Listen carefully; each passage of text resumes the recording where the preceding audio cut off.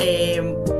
Muy buenos días a quienes nos escuchan en Latinoamérica y buenas tardes a quienes están con nosotros desde la península ibérica. Es un gusto para mí el día de hoy presentar a la última de nuestras 5 sesiones del diplomado en Introducción al Derecho Urbanístico Iberoamericano, el cual hemos realizado en el marco de nuestra colaboración con la Asociación Española de Derecho Urbanístico. Realmente ha sido un verdadero gusto para la FIU liderar esta iniciativa en colaboración con nuestros socios estratégicos de ADUR.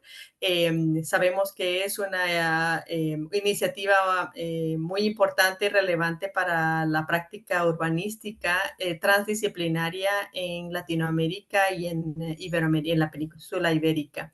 Así que poder tener estas miradas, aprender unos de los otros, conocer diferentes planteamientos con un grupo de expertos que nos acompañaron a lo largo de este proceso de distintas latitudes geográficas en las cuales pudimos aprender de diferentes experiencias internacionales, regionales, con proximidad cultural y cercana. Y el día de hoy pues tenemos nuestra última presentación, la cual va a estar a cargo de la maestra Carol Guerra. Carol Guerra es abogada especializada en desarrollo urbano con más de 12 años de experiencia en análisis y formulación de políticas públicas, normativa y planes para el desarrollo urbano sostenible, tanto en Guatemala como en el Caribe. Carol posee especializaciones en financiamiento de ciudades por el Lincoln Institute of Land Policy, eh, también en Administración de Infraestructura Urbana por el Instituto de Housing and Urban Development de la Universidad Erasmus de Rotterdam y Administración de Negocios por el London School of Economics and Political Science. Carol ha formado parte de equipos internacionales y multidisciplinarios trabajando para el Banco Mundial, el Banco Centroamericano de Integración Económica y el Programa de Naciones Unidas para el Desarrollo, y además ha trabajado como asesora y consultora de diversas instituciones públicas en Guatemala, entre las cuales se encuentra la Secretaría de Planificación y Programación de la Presidencia, el Viceministerio de Vivienda y el Ministerio de Finanzas Públicas, el Ministerio de Educación y la Municipalidad de Guatemala, y es actualmente consultora de proyectos privados en la ciudad de Guatemala y Antigua Guatemala. Y los dejo ahora con la presentación de la maestra Carol Guerra. Bienvenida, Carol.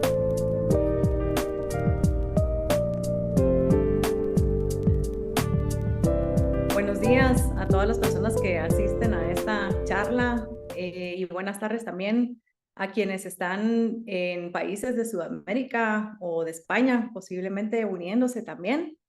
Es un verdadero gusto y un honor, como ya lo he mencionado, formar parte de este grupo de profesionales, colegas dedicados al estudio y a la práctica del derecho urbanístico, por lo que quiero agradecer especialmente a la Federación Iberoamericana de Urbanismo, a su presidenta Iraida, que no pudo estar el día de hoy con nosotros, y a la Asociación Española de Derecho Urbanístico por la invitación a formar parte de este curso que es tan importante para las ciudades y en particular, pues, para nuestras ciudades en Latinoamérica y el Caribe. Para platicarles del tema del día de hoy, voy a compartirles pues una presentación que tiene pues el objetivo de guiar estos temas que abordaré y se titula pues los retos del urbanismo en Centroamérica y el Caribe, como ya lo mencionó Alejandra. Y los contenidos, pues básicamente son una recapitulación de los puntos relevantes que se abordaron en las charlas previas a manera de que nos sirvan como conclusiones y también para tener en cuenta estos puntos importantes para lo que les hablaré el día de hoy. Pero también pues quisiera resaltar otros temas que en mi experiencia son esenciales para la consolidación de esta rama del derecho, que es el derecho urbanístico, aunque seguramente pues hay muchos otros temas que se podrían abordar, porque pues es una materia muy vasta y muy compleja. Entonces, a continuación de la recapitulación, pues les hablaré un poco de los retos de las ciudades y la diferencia con los retos del derecho urbanístico, porque suele considerarse que son una misma cosa y sin embargo, pues se refieren a dos realidades diferentes, como ya lo platicaremos. Para continuar entonces con la relación entre la política, la institución y la norma y cómo es importante la articulación entre estas tres herramientas de la planificación urbana y seguir con el ciclo de la norma urbanística a través de su diseño, aplicación e interpretación, que también se relaciona con el siguiente tema que se refiere a la evolución normativa y ese dilema que existe entre el potencial de la norma con todo lo que se podría regular y la realidad en la que esa norma se tiene que aplicar. Y por último, abordar las escalas competenciales y el tema de la importancia de la gestión territorial. Así que para empezar entonces con la recapitulación de los puntos relevantes de las charlas previas,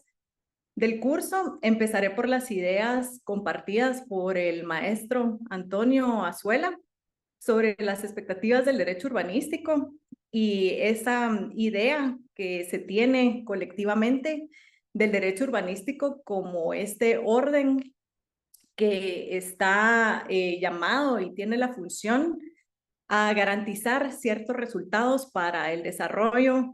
y en tiempos más recientes el desarrollo sostenible de las ciudades. Pero resaltaba también, y me parece en este punto muy importante su perspectiva sobre la disonancia que existe entre las decisiones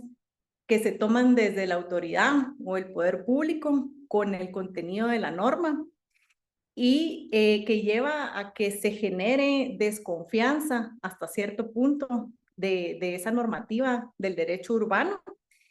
pero pues es un paradigma general que suele repetirse, que no creemos en la norma para lograr cambios o los efectos que se buscan en las ciudades, pero al mismo tiempo se repite constantemente que necesitamos más leyes y que necesitamos más normas. Entonces, esto no siempre es cierto y pues paraliza la actividad de administración y de gestión en las ciudades, sin que necesariamente pues sea verdad esto de que se necesitan siempre más normas. Y por último, él mencionaba la característica particular del derecho urbanístico que se configura por la existencia de ese plan o plano, que pues es esta herramienta que sirve para expresar y precisar esa realidad que la norma urbanística regula, que es el territorio, y cómo esa herramienta se incorpora y pasa a formar parte de la normativa y que pues es hasta cierto punto una de las razones por las que se considera que el derecho urbanístico pues sí es una rama especial y separada del derecho administrativo. En segundo lugar, tenemos los puntos relevantes que fueron expuestos por la doctora Berta Bastús en relación con la relación que hay entre el derecho urbanístico y el derecho a la vivienda y el cambio climático. Y mencionaba la importancia fundamental del derecho urbanístico para lograr esa habilitación de suelo que sea destinado a vivienda y a la infraestructura de servicios para todos los habitantes y los ciudadanos de una ciudad, de un país, y en especial para las personas que conforman grupos vulnerables desde el punto de vista socioeconómico, y cómo esa función de habilitación del suelo es lo que determina que esa vivienda pues pueda ser digna, segura y asequible para estos grupos. Y resaltó también la característica multidisciplinar del derecho urbanístico, determinada por los ámbitos de incidencia,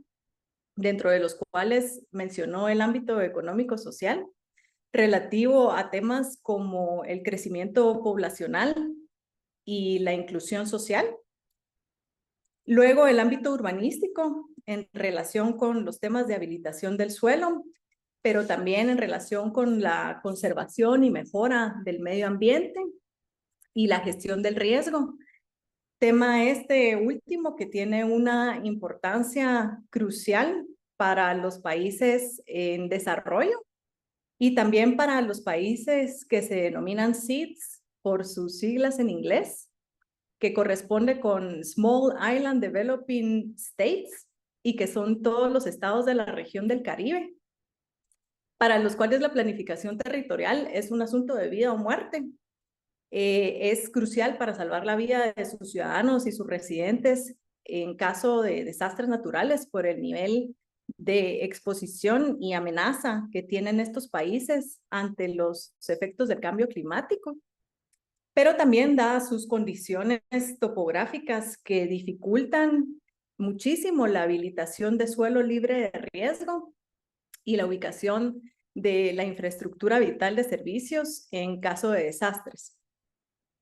Y por último, la doctora Berta Bastús mencionaba el ámbito jurídico en relación con la interacción de las distintas escalas normativas y territoriales y cómo se configuran entonces esos ámbitos competenciales del derecho urbanístico.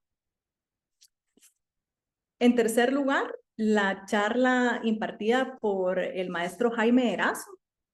que resaltó la relación entre la planificación urbana y el derecho a la ciudad y que hizo una reseña histórica de cómo estos temas y estos conceptos surgieron en Latinoamérica y resaltó también las que denominó banderas del derecho urbanístico, siendo la primera la producción y gestión social del hábitat, dentro de la cual pues resaltó la importancia de la participación comunitaria y del apoyo que desde el Estado pues debe brindarse hacia esas formas de planificación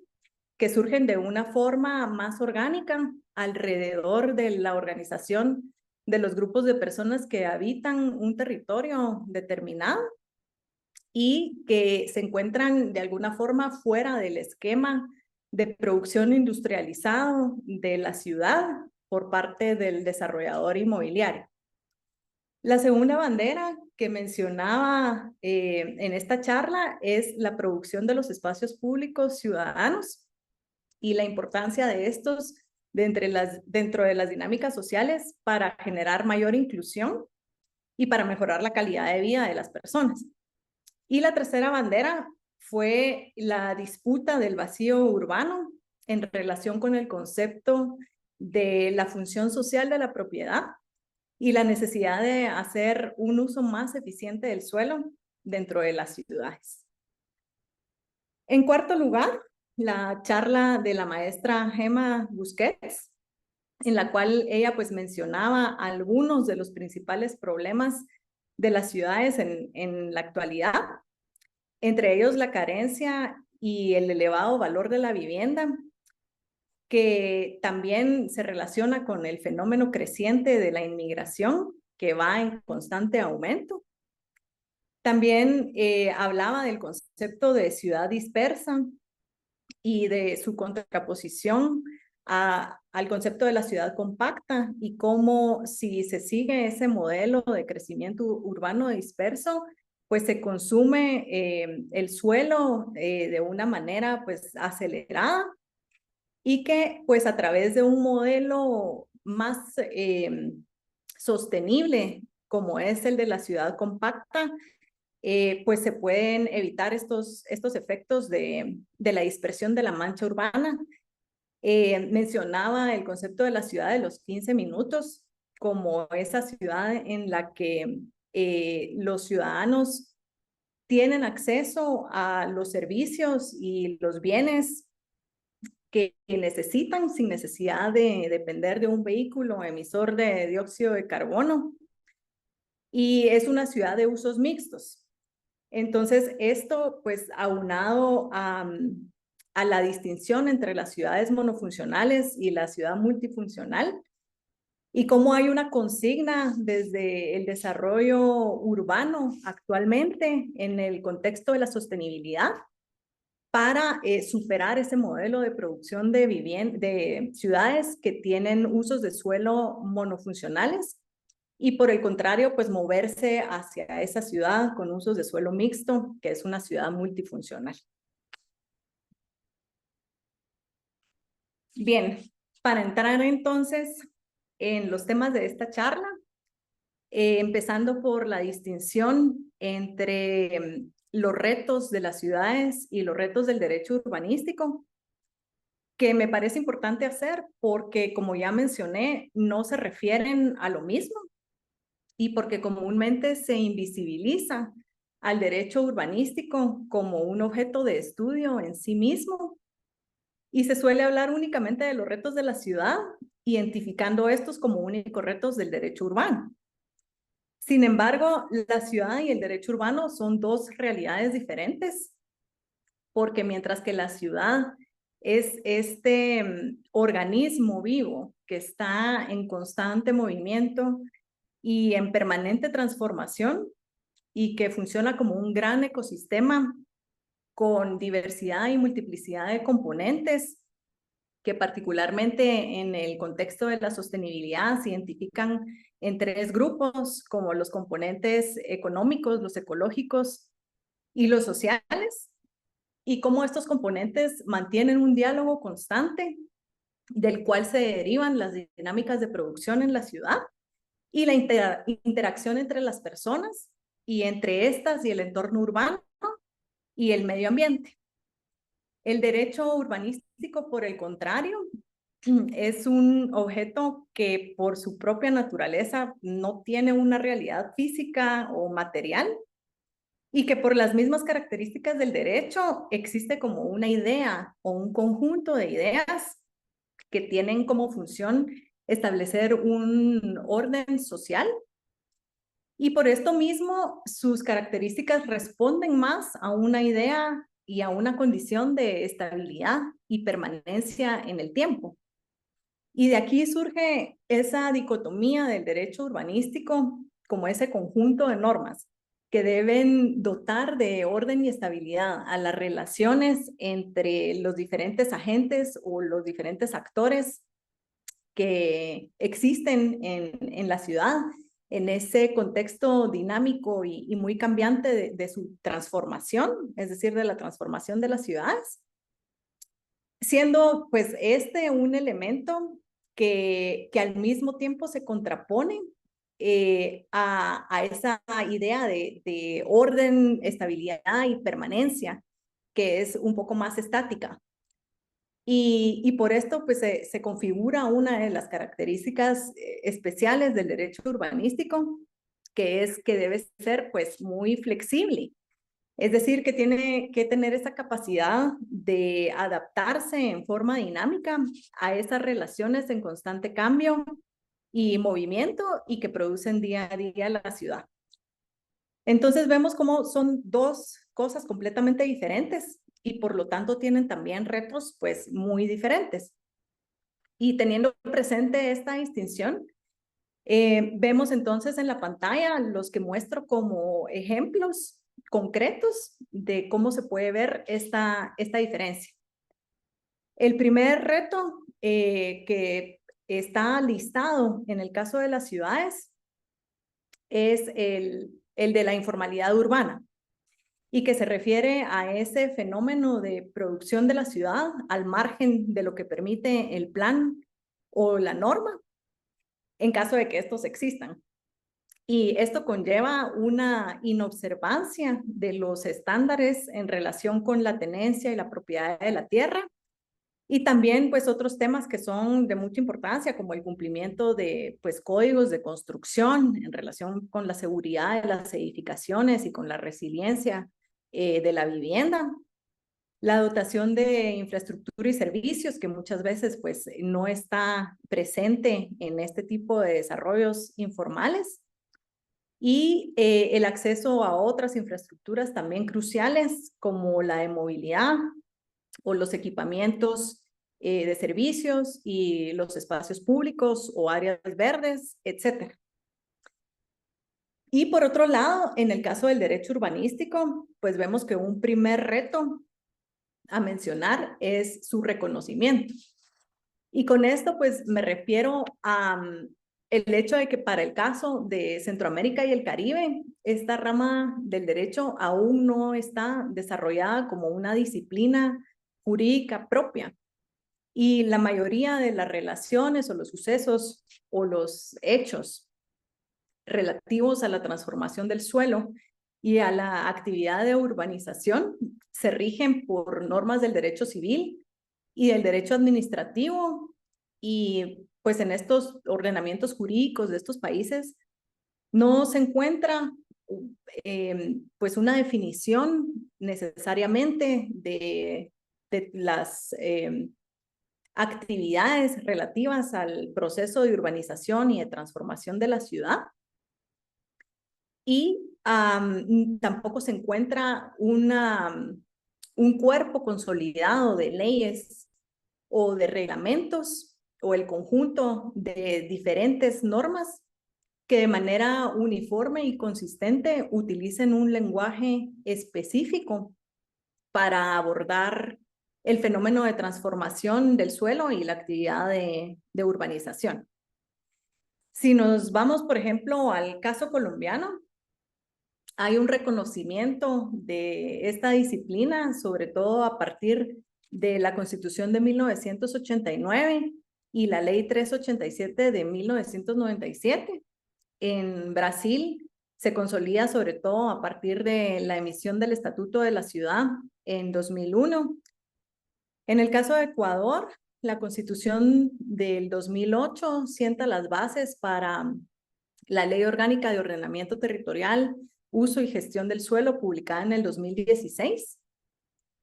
Y si nos movemos ya al caso de Centroamérica, pues El Salvador, su ley de ordenamiento y desarrollo territorial es del 2011. En Honduras, la ley es del 2003. En Nicaragua es el decreto 78-2002. Y en el caso de Guatemala y Costa Rica, pues no cuentan con una ley específica de ordenamiento territorial o para la planificación urbana. Y la normativa relacionada con estos temas, pues no ha sido actualizada de acuerdo con y para responder al crecimiento cada vez mayor de las ciudades. Y aquí, pues aparte de ver que es una disciplina muy joven en nuestro contexto, que pues no ha tenido suficiente tiempo para pues desenvolverse y hacer una sistematización de su puesta en práctica. También es importante pues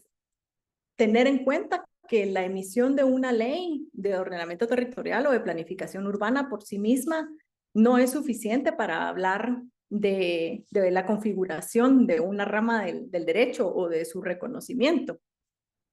Este reconocimiento tiene implicaciones que deben ir más allá,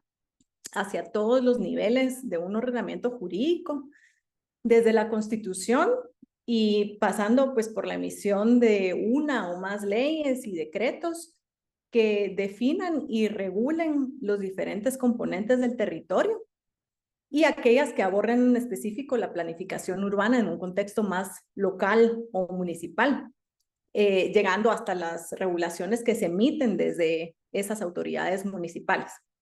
Es decir, que aún en el caso de estos países que cuentan con leyes de ordenamiento territorial, muchas veces no puede hablarse de que porque existe esta ley hay un verdadero reconocimiento de esta rama del derecho, que es el derecho urbanístico como tal. En el caso de los países del Caribe, sucede un poco lo mismo en relación con este reconocimiento, aunque de una forma diferente, porque estos ordenamientos jurídicos, al derivarse del sistema jurídico inglés, pues sí cuentan con esa referencia de la norma inglesa del Town and Country Planning Act desde 1971,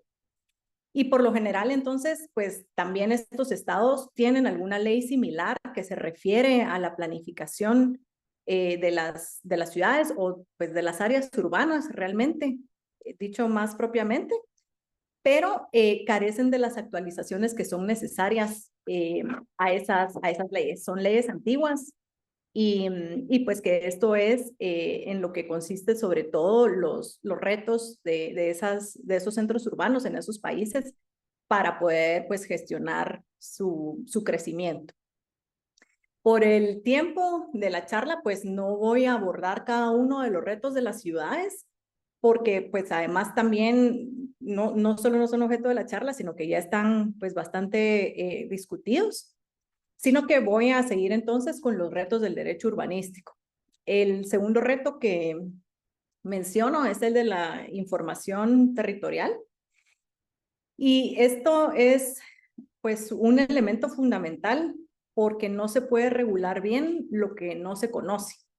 Y si no se tiene suficiente información cualitativa y cuantitativa del territorio que se quiere regular, pues se corre el riesgo de que las regulaciones van a causar afectaciones indeseadas y de que no se genere el impacto que se desea. Es decir, que la regulación o la norma sea inefectiva e ineficiente. Y aquí hay un tema que es muy importante en relación con esa característica de multidisciplinariedad del derecho urbanístico, porque gran parte de la información que se genera como parte de los diagnósticos territoriales para la formulación de un plan y la formulación de una norma se encuentra en un lenguaje gráfico o numérico que necesita ser traducido a un lenguaje jurídico en el momento en el que se genera la norma del plan. Y esto solo es posible hacerlo a través de la colaboración entre las diferentes disciplinas que deben estar incluidas dentro del proceso de formulación del plan y de su norma. En el mismo sentido, por ejemplo, contar con una base catastral que sea multifuncional es crucial para una mayor efectividad de la norma urbanística y para que haya más certeza jurídica para los ciudadanos y los usuarios de la norma en relación con cuáles son esas afectaciones y esas reglas que pueden tener los predios en específico que conforman o que están adentro de un plan. Y aquí, pues también vale la pena mencionar que esa información territorial muchas veces sí se genera y sí existe desde ámbitos como la academia y que lo que sucede es que no existen las conexiones que permiten que esa información llegue a las personas que están encargadas de la formulación de los planes y a las autoridades que tienen que aprobar esos planes y que tienen que implementarlos. Y pues esto es uno de los retos pues principales, cómo se generan esas conexiones para que la información que sí existe pueda ser utilizada antes pues de pensar en que se tiene que generar nueva información, poder evaluar cuáles son esas fuentes que sí pueden ser utilizadas en primer lugar. El tercer reto que está muy relacionado con el segundo, es la articulación con las políticas públicas. Y en este punto, pues lo que me gustaría mencionar es que se suele también olvidar que la normativa urbanística es solo una herramienta que está pues al servicio, que se destina al logro de objetivos relacionados con la eficiencia del uso del suelo, y la mejora de los indicadores que se refieren a la satisfacción de las necesidades primordiales de los habitantes de un territorio y que estas necesidades pues se refieren a vivienda, a calidad ambiental, a la seguridad, a la inclusión, al acceso de fuentes de trabajo, al acceso a transporte, etcétera.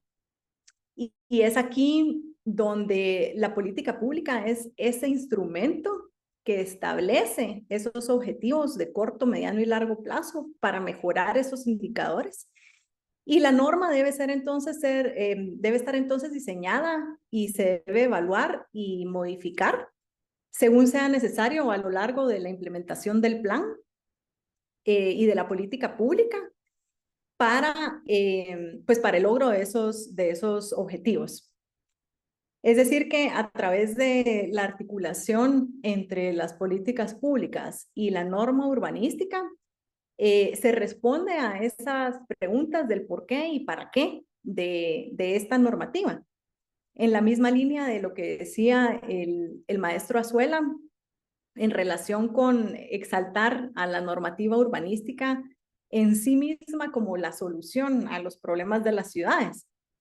Y que lo que sucede en muchos casos con ese dilema que él mencionaba es que las decisiones que se toman desde la autoridad y desde el poder suelen no estar guiadas por los objetivos de política pública. Y es precisamente por esta carencia de esa articulación con políticas públicas que entonces también pues la normativa urbanística se vuelve inefectiva. El cuarto reto que incluí es el de las fuentes de sistematización, y con este me refiero a esa actividad de análisis y documentación de la normativa urbanística y de sus casos de aplicación y de su proceso de implementación, que este análisis permite la identificación de sus puntos de fortaleza o de sus debilidades o la similitud entre diferentes normas, sus puntos de conexión, las lecciones aprendidas, las buenas prácticas, etcétera. Y esta sistematización es parte de lo que también permite el reconocimiento del derecho urbanístico como una rama del derecho y apoya su difusión y su conocimiento. Y aquí pues es un poco frustrante y parece increíble que en nuestras ciudades y en nuestro contexto esta rama del derecho es prácticamente desconocida, tanto por profesionales como por estudiantes del derecho y también por los empleados o funcionarios y las autoridades que deben gestionar y administrar las ciudades.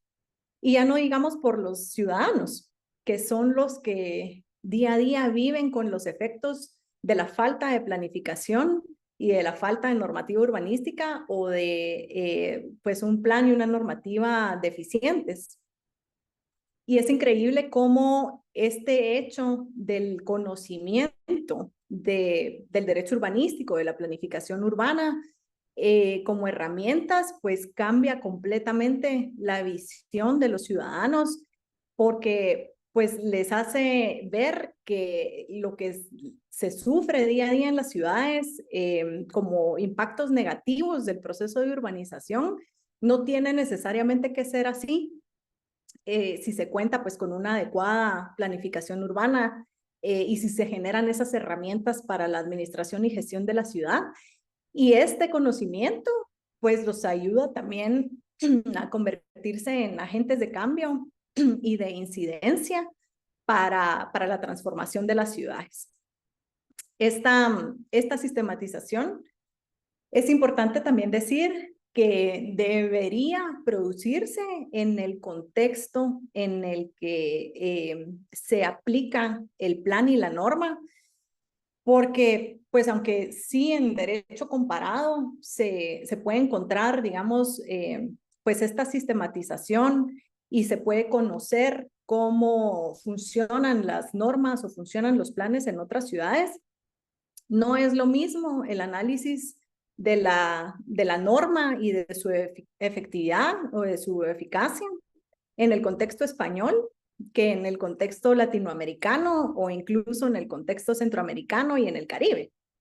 Entonces, cada contexto requiere de su propio estudio y su propio análisis y deberían de poderse encontrar estas fuentes de sistematización en cada uno de los contextos idealmente.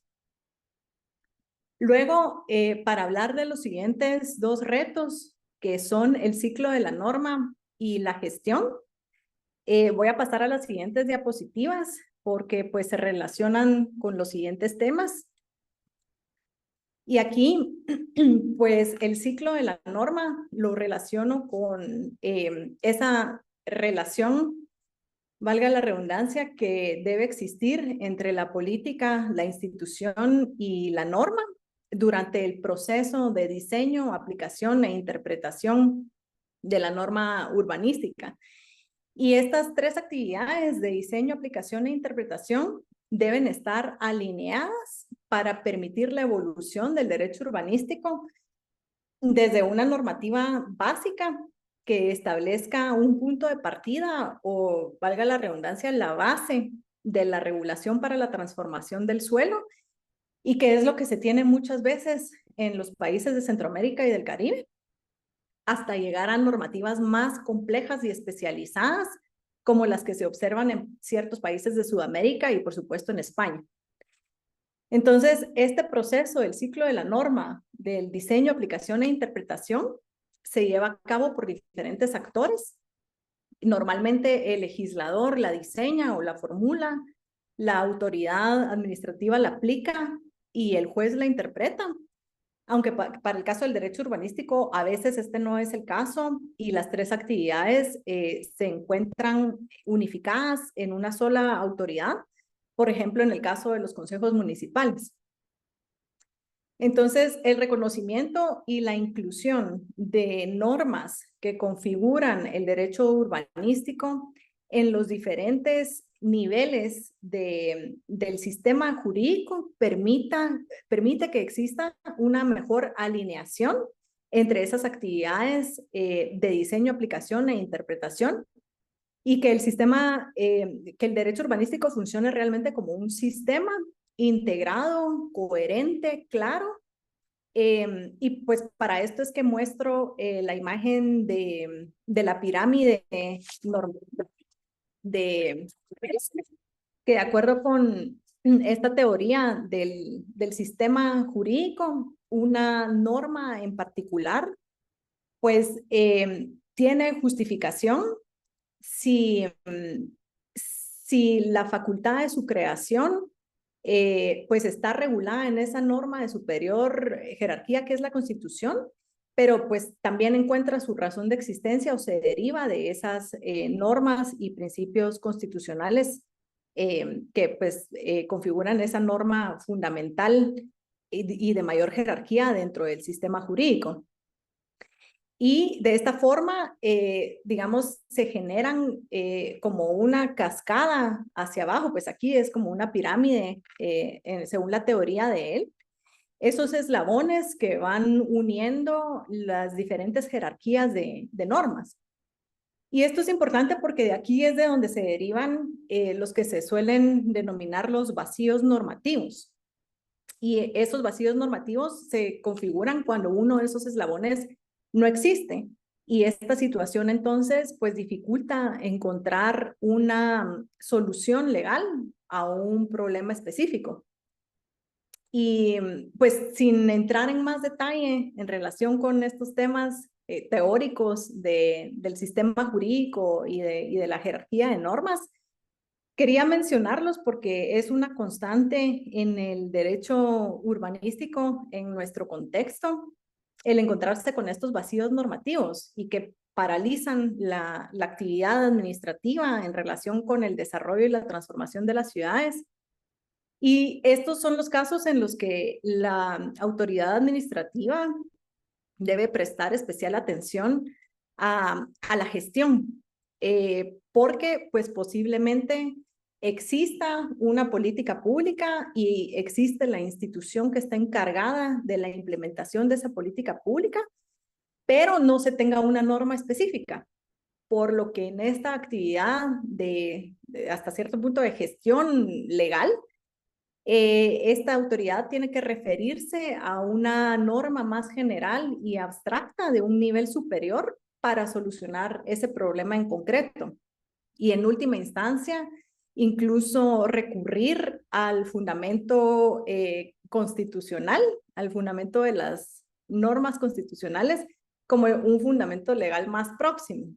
porque pues existen vacíos en todos los demás niveles de la jerarquía normativa. Y por supuesto que esto casi nunca se hace no ocurre porque, pues a pesar de que existen estos principios de la teoría del derecho con fundamento en los cuales se podría hacer, por ejemplo, la constitucionalización del derecho, que es un principio según el cual las normas constitucionales tienen verdadera aplicación de forma directa, sin necesidad de que tengan que ser desarrolladas por las normativas de los siguientes eslabones en la jerarquía de leyes,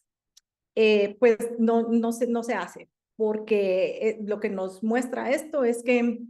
se necesitaría construir toda una estructura jurídica de fundamentación legal para soportar las decisiones administrativas frente a los vacíos legales en el ámbito de la gestión urbana y de la planificación urbana.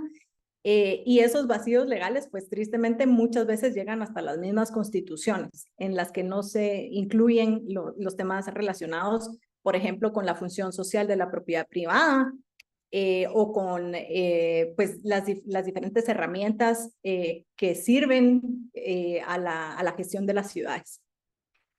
Este tema del ciclo de la norma, por otro lado, también se relaciona con el siguiente, que es el de la evolución del derecho urbanístico. Y por este reto me refiero a cómo se deben de generar esas normas que sean adecuadas al contexto socioterritorial en el que se deben aplicar y cómo se debe permitir su paulatino desenvolvimiento hacia un sistema que va desarrollándose y haciéndose más complejo a partir de su puesta en práctica. Entonces, este tema de la evolución del derecho urbanístico se relaciona con el del ciclo de la norma, porque cuando la norma se diseña, se tienen que tomar en cuenta esas condiciones del contexto territorial, que yo aquí menciono pues tres a manera de resumen, que podrían ser la cantidad y la calidad de información territorial a la que se tiene acceso o que se tiene disponible. También a las capacidades técnicas que existen en ese territorio para poder comprender esos conceptos relativos a la planificación urbana, al ordenamiento territorial, al crecimiento de la ciudad. Y para poder entonces aplicar la norma que se está diseñando y que se está formulando. Y el conocimiento colectivo, que es ese otro tema que ya mencionaba también cuando hablaba del reconocimiento del derecho urbanístico por parte de los ciudadanos, porque a través pues, de ese conocimiento colectivo se facilita que se acepten esas normas que son necesarias para la gestión y la administración de la ciudad. Entonces, estas tres condiciones que se tienen que tomar en cuenta como parte del diseño de la norma son lo que también determina que haya la adecuación de esta propuesta normativa al contexto territorial en el cual se va a aplicar y su eficacia. Y también pues tiene incidencia en la apropiación del plan y de la norma en el territorio por parte de los sujetos que son regulados por el plan, y también la efectividad de la norma para los retos específicos que se encuentran en la gestión de las ciudades. Y estas pues condiciones del diseño de la norma, por otro lado, también se relacionan a la aplicación de la norma en el tiempo, porque durante el transcurso de la aplicación de la norma, idealmente se debe hacer la medición de su impacto y como resultado de esa medición de impacto hacer su revisión y su actualización, que son las actividades que se quedan en el olvido normalmente, porque pues se emite la norma y ahí paró el proceso de la norma, y pues por demás pues no se hace esta actividad de su actualización. Y eso es lo que determina que haya una evolución del derecho urbanístico y su tránsito hacia esas normativas más complejas y que se pueden ir expandiendo hacia más aspectos y un mayor nivel de detalle. Y aquí sí es muy importante este tema para el contexto centroamericano y el Caribe, porque normalmente se está en presencia de municipios o de entidades locales que están partiendo de una base cero en temas de normativa urbanística. Y muchas veces se comete el error de diseñar una norma con un nivel de complejidad que solo es aplicable en un contexto en el que ya ha habido ese proceso de evolución del derecho urbanístico, a través de la prueba y error y a través de pues, casos de estudio de la norma. Y entonces, pues eso de alguna forma es inadecuado para estos otros contextos territoriales y debe evitarse en la medida de lo posible ese error de querer instalar una norma urbanística muy compleja en un contexto en el que no se ha dado todavía ese proceso de evolución. El siguiente tema es el de las escalas competenciales y cómo estas escalas, digamos, corresponden a una división administrativa del territorio, que pues es un tema complejo porque el territorio como ese pues, objeto físico no tiene esos límites administrativos que se derivan de la organización del Estado. Y las dinámicas del territorio no necesariamente se corresponden con esos límites. Hay elementos que tienen unas dinámicas que no deberían estar interrumpidas o que no deberían de cambiar porque se cambia de jurisdicción territorial, por ejemplo, en el caso de los municipios o en el caso de los departamentos. Y pues, sin embargo, se tienen que observar esos límites administrativos. Entonces, es necesario pues abordar este tema y las diferencias que presentan dependiendo de en qué tipo de organización administrativa del Estado estemos, si es un Estado no federal o si es un Estado federal o si es, pues, por ejemplo, el caso de los países del Commonwealth, que es una característica pues muy particular que ya les voy a decir en detalle. Entonces, de estas dinámicas de la vinculación entre las diferentes escalas competenciales, o sea, es decir, qué tan vinculante es una normativa del nivel nacional para un municipio si se tiene, por ejemplo, regulado este tema de la autonomía municipal, qué tanto se puede vincular un nivel o una escala competencial con el otro.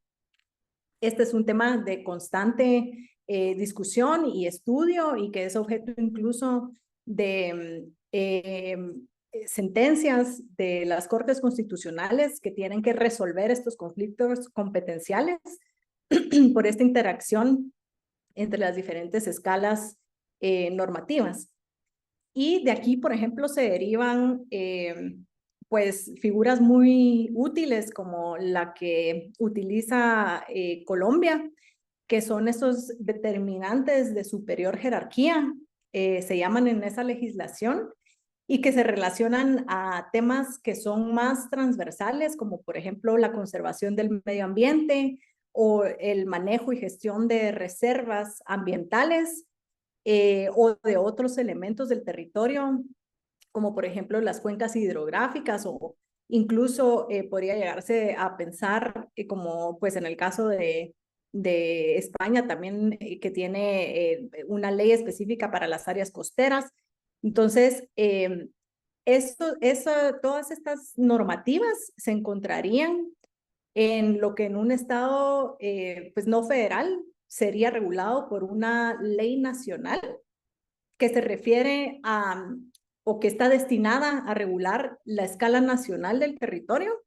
y también otras escalas intermedias como la regional o la departamental o la metropolitana. Y en este tipo de estado no federal, normalmente es difícil encontrar un nivel normativo o de escala competencial intermedia, sino que se pasa directamente de la ley nacional hasta las regulaciones municipales,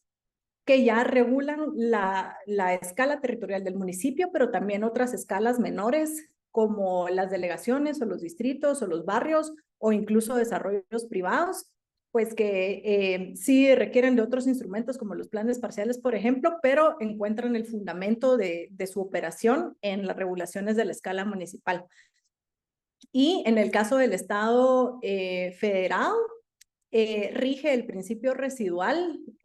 muchas veces, que es este principio según el cual todo lo que no esté específicamente dentro de la competencia municipal, pues puede ser abordado por las escalas superiores de planificación. Entonces, en estos estados tenemos que las leyes nacionales o federales regirían una escala territorial del nivel nacional, y luego se genera ese nivel intermedio, que son leyes estatales, o por ejemplo en el caso de España, las leyes de las comunidades autónomas, que regulan la escala estatal o de la comunidad autónoma en el caso de España, y también pueden tener normas que sean vinculantes para las administraciones municipales. Y luego se pasa al nivel de la escala municipal, que pues ya se equipara con el nivel de la escala municipal en el estado no federal. Y los países del Commonwealth tienen pues una organización un poco distinta, porque ahí básicamente todo el territorio está regulado desde la escala nacional. No es normal encontrar divisiones administrativas inferiores, porque pues los territorios son muy pequeños, eh, y, y también existe esta otra característica en estos países, de que existe la política pública y la ley en una relación bastante equiparable en cuanto a su nivel de vinculación hacia las actividades de los funcionarios públicos o de la administración o de los mismos ciudadanos. Y normalmente cuando uno pregunta en estos países por qué se sigue cierto procedimiento, por ejemplo, la respuesta es referida a una política pública, porque las políticas públicas normalmente son actualizadas de una forma más seguida que las leyes. Las leyes normalmente pues no están actualizadas, y existen todos estos vacíos legales que de alguna forma se llenan a través de la política pública, y esta es la forma pues particular que tienen de operar en relación con esas pues escalas competenciales que, como decía, casi no se ven, pero es un dato interesante el que la política pública pueda servir como fundamento directo, ¿verdad?, para la actividad de la administración. Y por último, dejé el tema de la gestión, que es mi tema favorito en relación con el derecho urbanístico, porque pues aquí es un tema crucial para el derecho urbanístico. Yo siempre digo que la norma solo nos lleva el 50% del camino, y el otro 50% del camino que se debe recorrer para lograr la solución de un problema o un reto en el ámbito de las ciudades está dado por la forma en la que se utilizan las normas y las herramientas que éstas regulan para promover y viabilizar el logro de los objetivos de desarrollo sostenible que se deseen alcanzar. Hay quienes hacen una distinción entre la gestión territorial y la gestión urbanística, según se refiera a la gestión de normas de ordenamiento territorial que corresponden a esa escala competencial del territorio nacional, y la gestión urbanística, que se refiere específicamente a las normas de planificación urbana, que ya son en un contexto más local. Pero independientemente de esta distinción, lo que sí es importante es tener presente que la gestión permite entonces la selección de esas herramientas o figuras legales que están en la norma y que deben ser utilizadas de acuerdo a una estrategia para el logro de un objetivo. Y en la normativa urbanística y en la legislación urbanística y de ordenamiento territorial, pueden existir diversidad de estas figuras o herramientas. Por ejemplo, podemos mencionar el plan parcial, las transferencias de edificabilidad, cancelamiento del suelo, los cobros de las tasas por desarrollo o por edificabilidad adicional. Y entonces esa selección, de acuerdo con una estrategia, pues se vuelve muy importante porque es pensar más allá de la norma. Hay un tema de la flexibilidad y del dinamismo que ya mencionaba, que es necesario que el derecho urbanístico tenga estas características y que es que esta idea de gestión, esa capacidad de selección de estas herramientas y de formulación de esa estrategia debería estar incorporada desde la norma misma cuando ésta se diseña para permitir al sujeto que la aplica esas combinaciones y ese movimiento entre los parámetros que se pueda adaptar a las necesidades cambiantes del territorio. Y esto es importante porque pues la administración pública siempre el argumento principal cuando se trata de esa flexibilidad y esa adaptabilidad, el argumento principal para no hacerlo es que solo se puede hacer lo que la norma permite. Y por supuesto que ese es un principio fundamental del Estado y del actuar de la administración pública,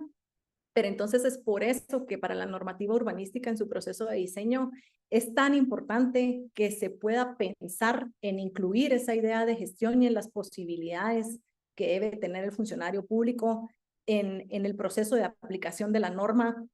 para salir y pensar en soluciones diferentes a los problemas que son múltiples y que se presentan día a día en relación con la transformación del suelo. Entonces, desde la gestión territorial, se visualiza el territorio como un todo, ya no solo como diferentes categorías de suelo, que cada categoría tiene sus propias reglas, sino que va más allá y se conciben interacciones entre las diferentes partes del territorio y cómo se puede obtener beneficios para el territorio en su conjunto. Entonces, a través de la gestión, cuando se concibe el territorio como un todo, se puede plantear la posibilidad de trasladar aprovechamientos, por ejemplo, del suelo urbanizable al suelo urbano para la mejora de condiciones en las partes que así lo requieran, por ejemplo, a través de un proceso de rehabilitación y la creación pues, de la infraestructura que sea necesaria también en esas áreas. Y también puede utilizarse esta gestión para la generación de vivienda social o para la rehabilitación de áreas de reserva ambiental o la transformación de infraestructura existente hacia infraestructura más sostenible y más resiliente. Y esta idea, de alguna forma, también está detrás de planteamientos como el de la acupuntura urbana y el urbanismo táctico, porque estos implican justamente la utilización de estrategias de mejora y de transformación urbana dentro de las posibilidades de la norma, pero no necesariamente respondiendo a una norma específica que dé la facultad para poder hacer esas intervenciones. Y por último, también la gestión implica